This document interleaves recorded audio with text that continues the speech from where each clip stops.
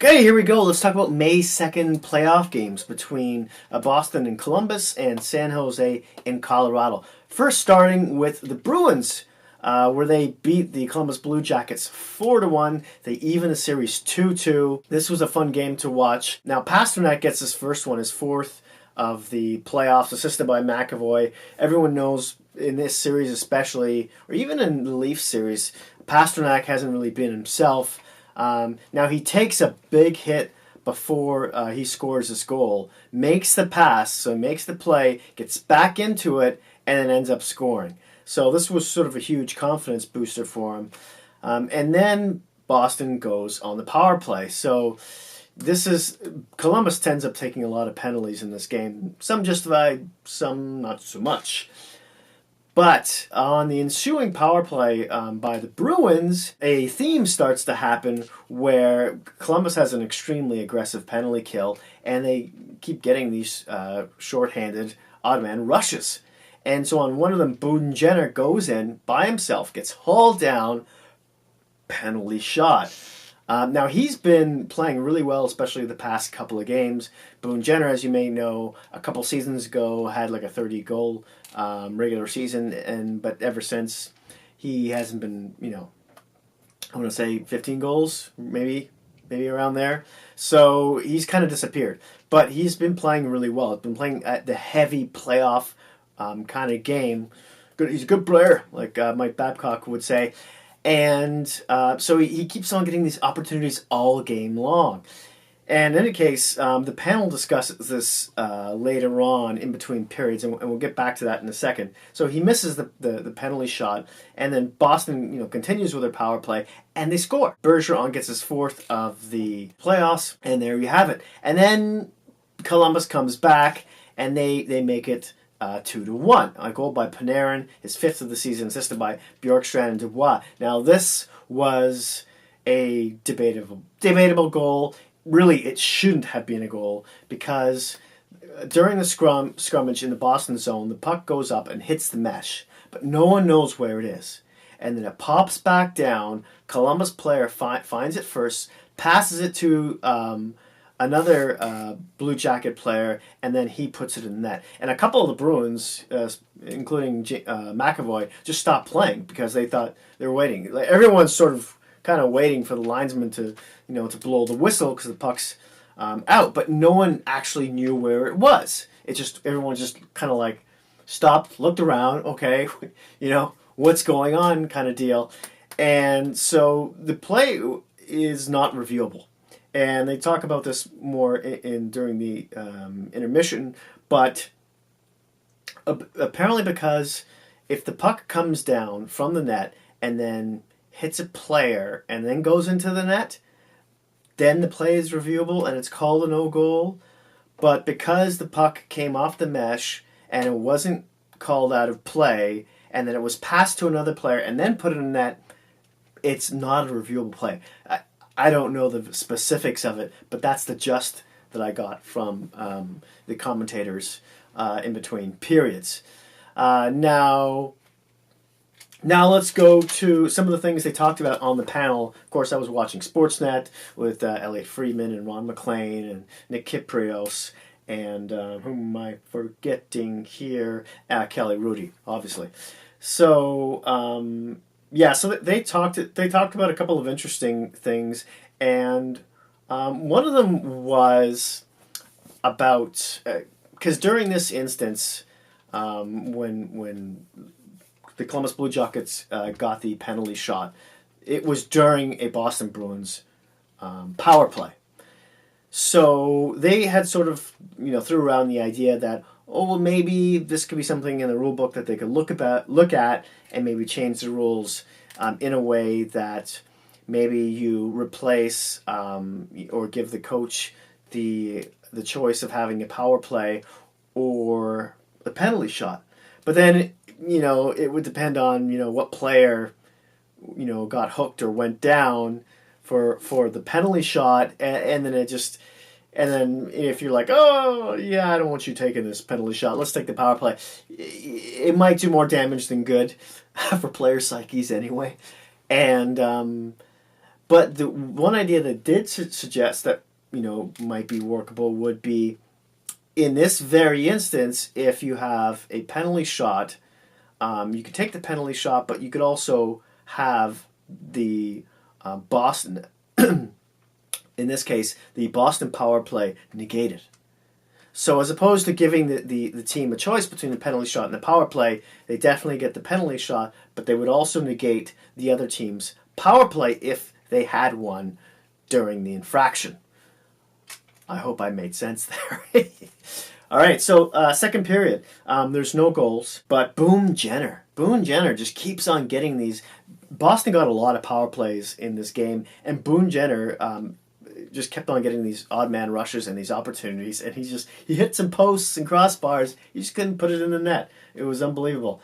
And at one point, I think Boston had like 5 consecutive power plays. Now, at one point, Duchesne complained to the ref quite vigorously, like he slammed his stick on the ice and was sort of yelling at him about a non-call. And shortly thereafter, seconds thereafter, on the next, shortly after the next face-off, a Columbus Blue Jacket player, not Duchesne, gets cross-checked in the numbers from behind up against the boards. It was a very obviously, a penalty, and there was no call. And I'm wondering, was it because of the complaining that Duchesne did just moments before that? Makes you wonder, right? The third period here, Boston makes it 3-1. Curley gets his second of the playoffs. This is by Charon Bucks. Curley, by the way, is actually from Columbus and played with the minor league Columbus team, whatever it is. It was the AHL or it was a minor hockey. I don't know. But they showed some pictures of him in the uniform, blah, blah, blah. So the irony of him scoring that goal and then soon after running up to the one, because this was in Columbus, running up to the one spot where there was a couple of Bruins fans sitting right there and hit the boards right in front of them and them cheering him on was a little surreal and weird all at the same time. Another interesting thing about that the commentators brought up about this whole series, really, and Brad Marchand, was that he took no penalties in the first round against Toronto, but now has 4 so far in the Columbus series. Now, later on, Columbus finally gets some power play time in the third period, but they don't do anything with it. A lot of passing, pretty passes back and forth. No one takes a shot on that. I don't know what the shots were during their power play, but they weren't that many. So that's something they got to fix, because they did eventually end up getting 4 opportunities and didn't score on any of them in this game. And then, of course, on the last goal here, the Bruins get yet another power play opportunity, which they capitalize on. Bergeron gets it, his 5th of the series, assisted by Pasternak and Krug, and that's a second point for Pasta right there. So yeah, let's go to the team stats. Face-offs were 39-27 for Boston, and they've been winning this category all series long. Power play. So Boston goes 2 for 6. So Columbus didn't do too bad on the penalty kill. Remember, they had number 1. They were tied for number 1 in the penalty killing during the regular season. And Bobrovsky had a bit of an off game as well. Then Columbus goes 0 for 4 on the power play. They got to do something about that. I know Martin, again, I mentioned this in the last, in Game 3, Martin St. Louis has been coaching their power play, and it looked pretty good in the first round, and in the first couple games it looked all right, but 0 for 4, that can't happen again. Hits were 30-25 for Columbus in this. Giveaways were 8-6 for Columbus, not a good thing. Takeaways were 10-3 for Columbus in this, and block shots were 15-13 for the Blue Jackets. Shots in this game in the first period were 15-13 Columbus. They were in the second, it was tied 12 apiece, and the third, it was 20-13 for Boston. Boston just got a lot of power play time in this game, and it's amazing because up until that point, after about 4 or so power plays, the shots were still pretty even, considering the power play differential. In the end, the shots were 45-40 for Boston. And then let's talk about the goalies now. Rask saves 39 of 40. He had a pretty decent game in this one with a .975 save percentage. He's now 6-5 in the playoffs. Bobrovsky saves 42 of 46 with a .913 save percentage. He's now 6-2. He still made a lot of good saves in this game. It's just those first 2 goals. Not that they were stinkers against him, but he should have had them. He usually has those kind of shots.